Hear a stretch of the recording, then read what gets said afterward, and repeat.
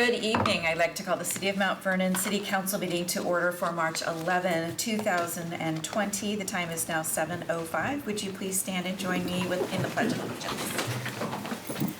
I pledge allegiance to the flag of the United States of America and to the republic for which it stands, one nation, under God, indivisible, with liberty and justice for all. Item C is the roll call of council members. I'll ask the clerk to call the roll, please. Councilmember Beaton. Here. Councilmember Brocksmith. Here. Councilmember Correas. Here. Councilmember Hudson. Here. Councilmember Holst. Here. Councilmember Moberg. Here. Councilmember Molinar. Here. Thank you very much. Under the consent agenda, we have items A, B, and C. Move for approval of our consent agenda. Thank you. Second? Motion by Mary and a second by Aaron. All those in favor say aye. Aye. Opposed, same sign. Motion carries. Thank you. Under reports tonight, first up is our Public Works and Library Committee report. That's Councilmember Gary Molinar. Gary. Okay, we opened the meeting tonight at 6 o'clock after the approval of the March 12th committee meeting minutes. We went right into discussion with our librarian, Isaac Huffman. Isaac talked about looking into some polling when it comes to regarding elections and some of the costs that were associated with that. To get the basic polling on an issue would probably run anywhere from $13,000 to $20,000. Isaac then highlighted successful library activities. Some of those were Glow Night at the middle school, virtual reality at the high school, and Ozo Bots, which was a robotics class. The library's been doing some real good things with coronavirus. They are going to be staying open. They have canceled all their programs, and they are also doing hourly cleaning, so they're on that kind of a schedule right now. Next up, we had Brown and Caldwell give us a presentation on the city's draft 220 stormwater management program. The city remains in compliance with the municipal stormwater permits. The draft 220 is on the city website currently, and comments need to be submitted by Wednesday, March 25th. Next, Bill Bullock gave us some project updates. 2 bids were received for the 220 sanitary and storm sewer lining on March 4th. Staff will be asking for the award at the March 25th council meeting. The College Way widening program under I-5 is anticipated to start again on March 19th. We had a lot of weather issues that causing problems. The north side on and off ramps are scheduled to be reconstructed on the weekend of March 21st and 26th, which will require a full closure of the ramps during that weekend. You've probably seen a lot of signal light work going on right now. 9 of the 12 signals, that's with the flashing yellow left turns, are currently be done. The remainder of the work is ongoing and will be completed in April. The bulk of the 4th Street Riverside Drive Railroad Crossing project is complete. Remaining work requires close coordination with the BNSF, which will continue to experience which are currently expecting some delays in getting this project done. So next up, we had College Way and 30th Street signal work will begin on March 23rd, with completion expected in May and June. Also, there are federal funds for the design on freeway drive improvements from Cameron Way to College and Colshan Safety Trail safety lighting projects have been obligated, and the consultant selection is under review. This would include sidewalks on sidewalks on the west side of Freeway Drive, along with bike lanes on either side. ESCO then provided council updated information on the city's solid waste rate study. Also noted that it's important to pass through the county's tipping fees increase, which will be effective on June 1st, 2020. And other increases council may implement would probably occur in January of 2021. Next up, we had a session on the street improvements for paving. There's $1.1 million for pavement work on 7 different streets in Mount Vernon. Blackburn Road, railroad tracks to Henson Road, Freeway Drive Division to Cameron, North 18th Street, Ver to College Way, South 16th Street section to Broadway and Broadway to Kincaid, 20th Street and 21st Street section to Broadway, and there's also a section of city-owned on Little Mountain Road, which will be being paved as well. The next Traffic Safety Committee update will be Tuesday, April 21st. And we close the meeting at 6:55. All right, thank you, Gary. Next up is our Public Safety Committee report. That's Councilmember Erin Moberg. Erin. Thank you, Mayor. Last week on March 4th, we had our Public Safety Committee meeting at 6 p.m. First, we had Sarah Hendricks, who is the Mount Vernon Fire Department's nurse educator, give us an update on the coronavirus and what precautions the fire department is taking to limit exposure of their personnel. They will continue to follow guidance from the county health department. We then had a presentation from the Fire Marshal, Steve Riggs, about issues in the fire safety systems of commercial hoods located throughout the city. There are currently over 130 hood systems in restaurants throughout Mount Vernon. A joint investigation with Anacortes and Burlington has found several safety issues during inspections of restaurants, and the Fire Marshal is working with business owners to meet compliance standards. A major problem has been technicians and companies falsifying documentation, charging for work not being done, and not being certified to work on the systems in general. The Attorney General's office is working towards solutions at a state level, and a rough draft of a law has been provided to the state fire marshals for feedback on a state licensing system of certified technicians and cleaning services. Then we had Aaron Von Femp, the city's social worker who works closely with the police department, give us an update on grants that the police department has received for mental health assessment and car repairs for those in need in our community. Aaron has connected with the Skagit Valley College Automotive Club to work on cars of individuals living in their cars.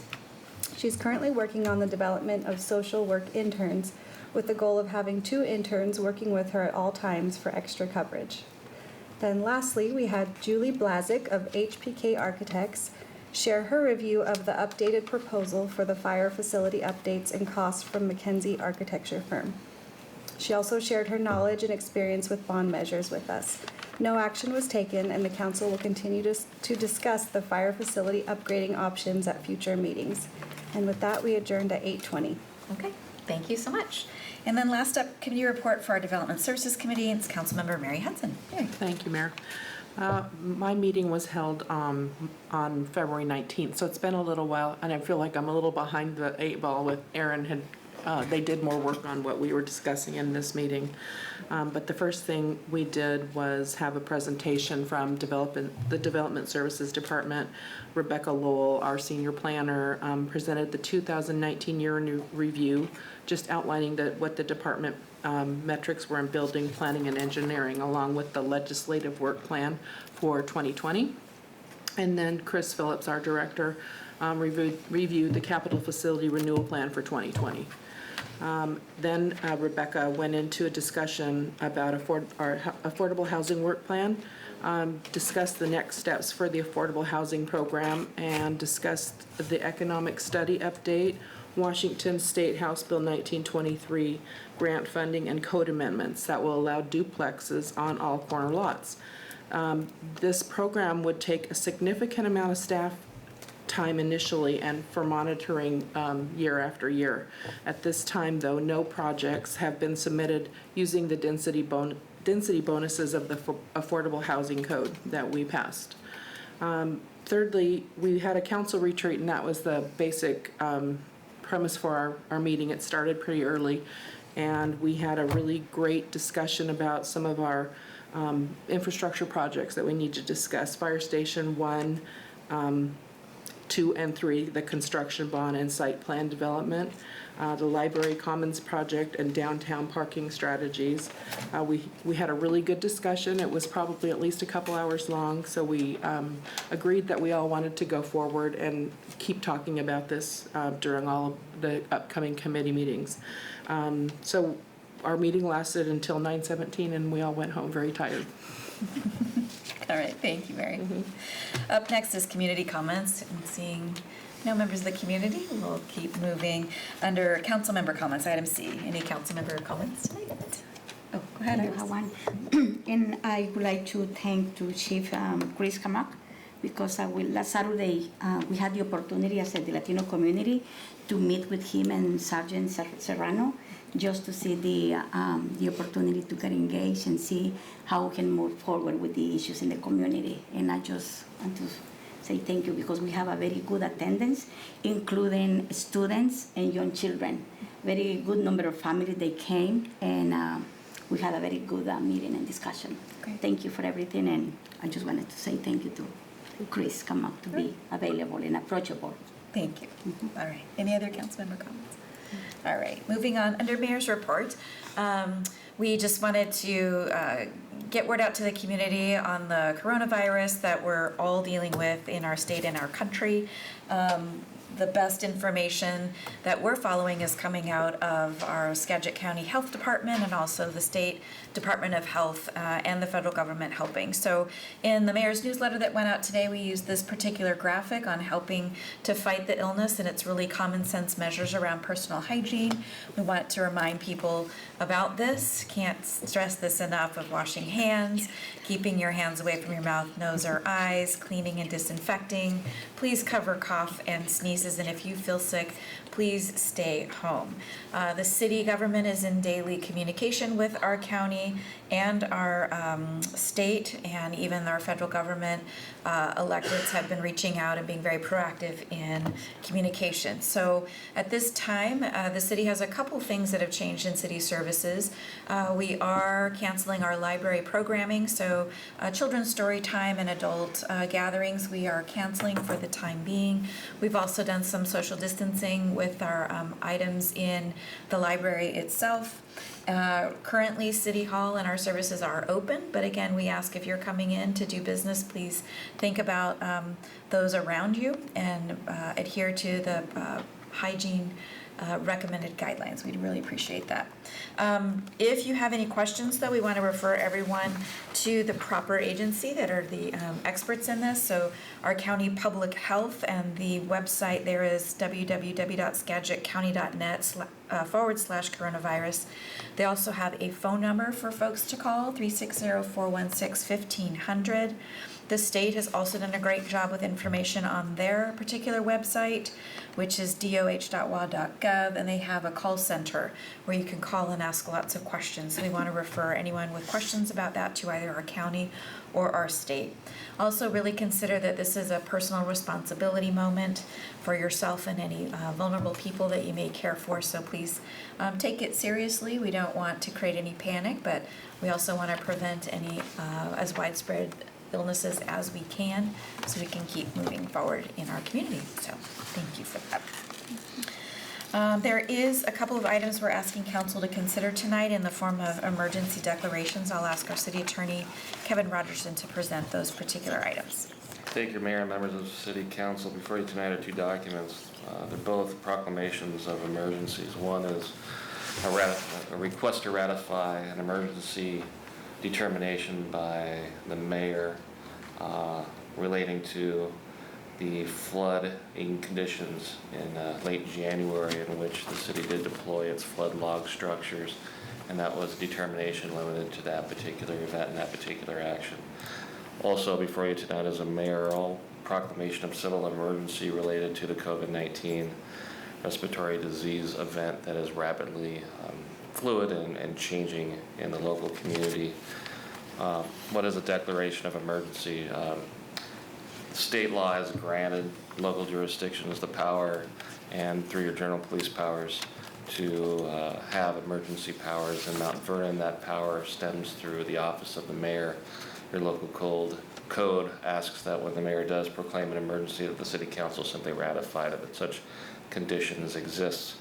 So before you tonight is that proclamation to declare it a civil emergency involving the COVID-19. Some of the benefits of this, real briefly, is it allows us to rapidly handle and address changing scenarios, to deploy resources immediately when they're needed.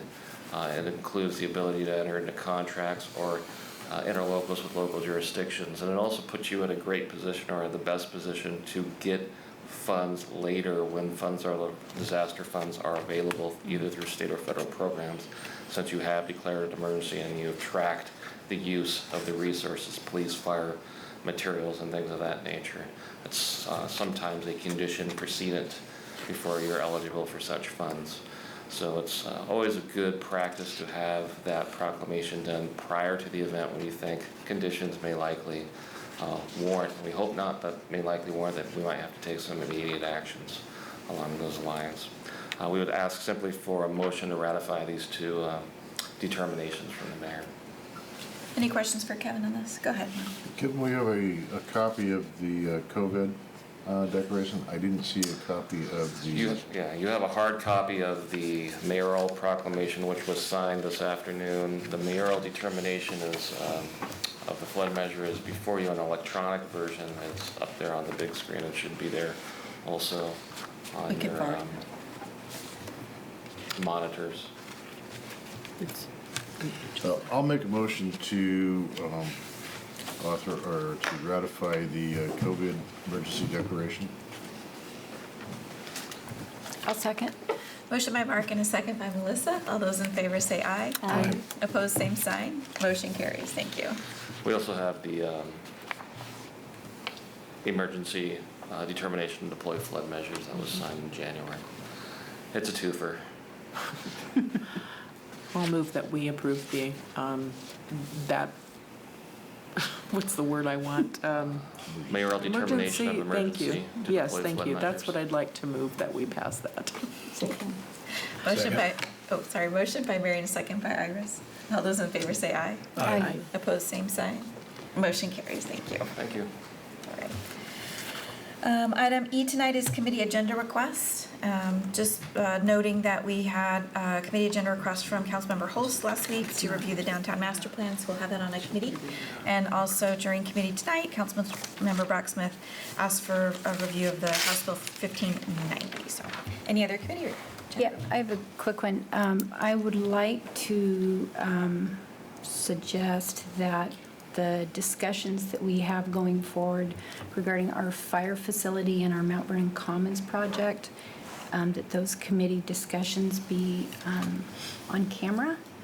I think it's important at this juncture to offer the opportunity to be as inclusive as possible with our community. We've got a lot of complex issues to discuss surrounding this, and having said that, however, I have not talked with my counterparts.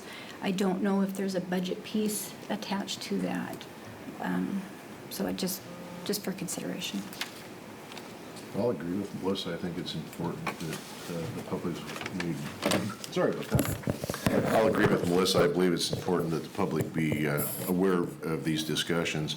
And I had some feedback after our last meeting. There was a number of people in the audience that actually couldn't hear the council's discussions. So I think it'd be good to have it where the discussion can be heard and also observed.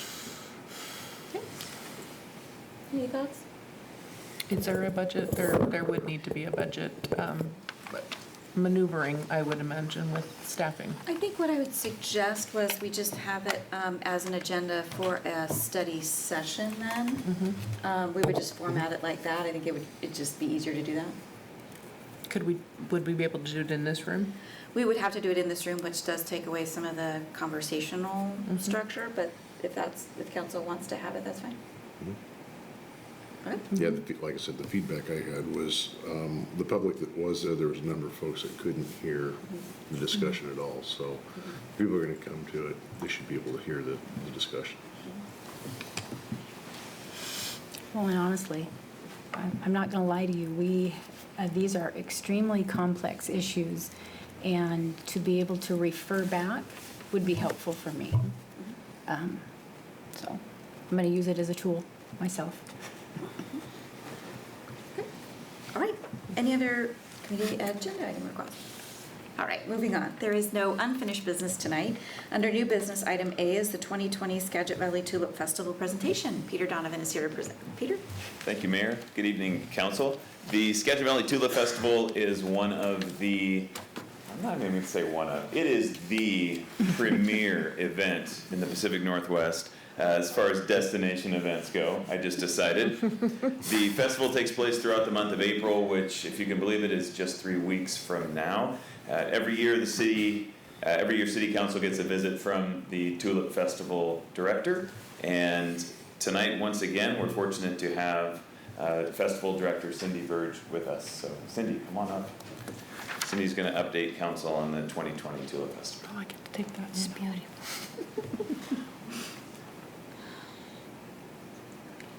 Hello, everyone. Hi. The tulips are growing. Yes. They're green. There's some early ones showing some color. And despite all of the nasty coronavirus stuff that we're dealing with, which it is truly not very nice, those tulips will bloom. The virus is not affecting them. And so I think that we are still going to have a fair number of people coming here. We'll see what folks decide to do because, again, we kind of, that crystal ball is rather murky about what everything's going on. And we will be busy devising ways to welcome people, keeping staff and volunteers safe, and following the guidelines that the Public Health Department is putting out. With all that said, I hope that you all take advantage of Locals Night at Tulip Town. The new owners, Spinach Bus Ventures, are doing a tremendous job out there, and they've actually got 2 Locals Nights going on this year. One is the 8th and one is the 15th. Well, they will be opening their doors and inviting Skagit County residents to come out there. And it's really fun to listen to them talk. And Angela Spears, who's one of the owners, she was commenting today, because we had a board meeting out there, of how excited they were when the tulips actually came up. Because we didn't screw it up. And I said, well, usually that works that way. And then Rusengarda is ready and getting everything done to welcome people and to see what happens. Leo Rusen was commenting today that this is really their chance to shine and show people how well they can respond to some adverse conditions and go ahead and create a welcoming atmosphere, but still work to keep people safe and come out and enjoy the tulips because as the health department said at their hearing on Monday, it's outside. The tulips are outside, and that's a pretty safe place to be. And there's lots of acreage, and that allows you to comply with the social distancing that we're all trying to do. Because we'd like to see people come out and enjoy them, but still stay safe. So with all that, I brought a beautiful poster. It's right here. It is beautiful. And come back to the mic. Our former board president, Paul Pickering, that helped us unveil this, he called this the 4th of July of tulips. And it just pops. And if you get a chance, come into our office because the original is even more brilliant. And in fact, all these little things here are actually shiny things that Jennifer had put into the poster. And Jennifer Bowman, this is her second time as our poster artist. She also did our 2004 poster. And truly, when you set the 2 pieces side by side, it does not look like the same person painted them. So I think that's really cool to see how her art has grown and changed over the years as well. I've also handed out our brochures. I would like to thank you again for your support of that project with Hotel Motel Money. It's vital to us. We went down a little bit in the number of brochures from last year because more and more people are uploading them online. But that down a little bit is still 190,000 of them. And they've been distributed with certified folder service from Pierce King County border up through the greater Vancouver, BC area and on the Washington State ferries. And the nice part about them is it gives a really good map in the middle that shows where all the events and activities are and shows kind of the layout of the valley. And we find that they're used year-round in a lot of places because of that map and all the information you can take. which makes it nice. So without further ado, may I present the poster? And I think Peter's going to take a picture. Yeah. So council, if you don't mind, I'll have Cindy stand here if you want to gather around. We're going to do a picture with her. I want to know if we can do a rotating display of the picture in everybody's office for the year. Go ahead.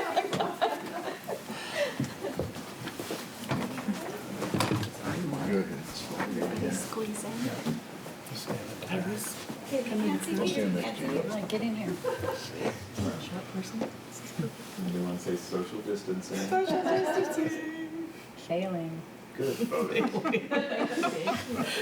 We're a little close. Everybody close their mouth. Plug their nose.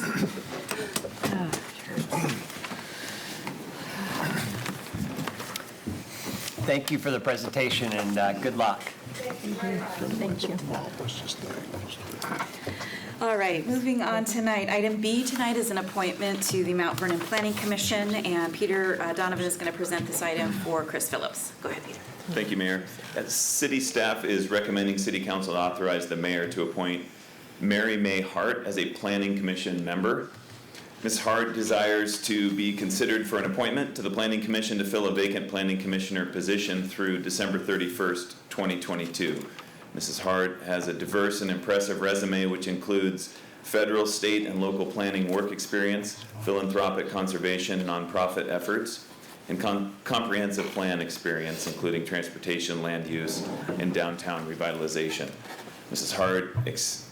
Hart's experience and desire to serve will provide a fresh and complementary perspective to the Planning Commission, and because of that experience and that perspective, staff is strongly recommending that City Council authorize the mayor to appoint Mrs. Hart as a Planning Commissioner. All right, any questions for Peter on this particular item? No, I'll make a motion that council authorize the mayor to appoint Mary May Hart as planning commission member. All right, thank you. Second. Motion by Melissa and a second by Mary. All those in favor say aye. Aye. Opposed, same sign. Motion carries. Thank you.